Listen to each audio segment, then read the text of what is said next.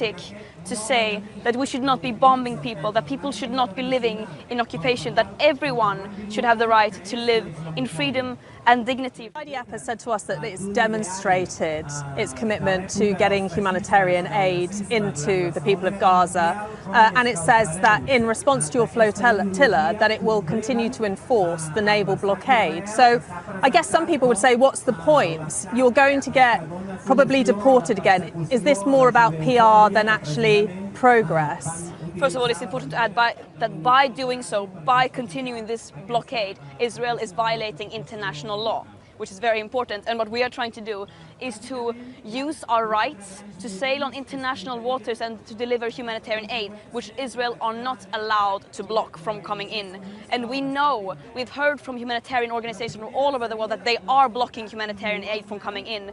And people are being killed, shot at by snipers. We contacted the IDF ahead of this mission. They've said that they have been delivering aid. They say over the last few months alone, 9,000 trucks have gone in.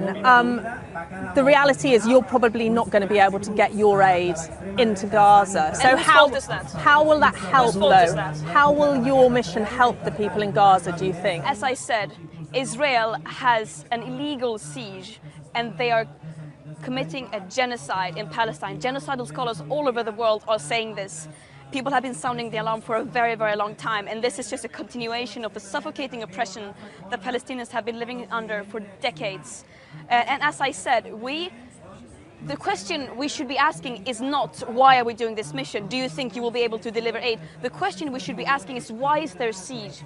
Why is this mission needed? Why isn't humanitarian aid coming in? Why are Palestinians being deliberately deprived of their means to sustain life? Why can they not produce food? Why are they not allowed to fish? We know your views on what's happening and Israel's actions. Can I just ask you your thoughts on Hamas? They're still holding hostages. What would your message to Hamas be? Again, there is a genocide going on.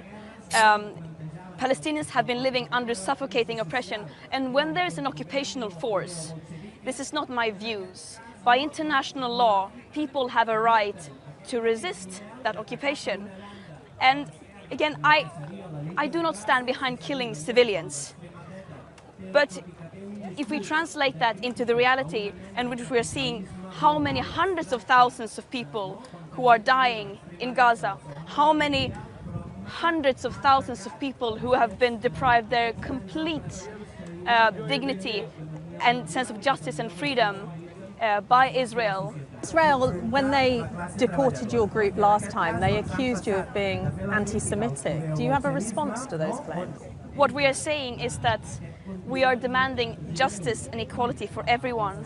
No matter religion or no matter ethnicity, no one should have more rights than any other, which also means that Israelis should not have more rights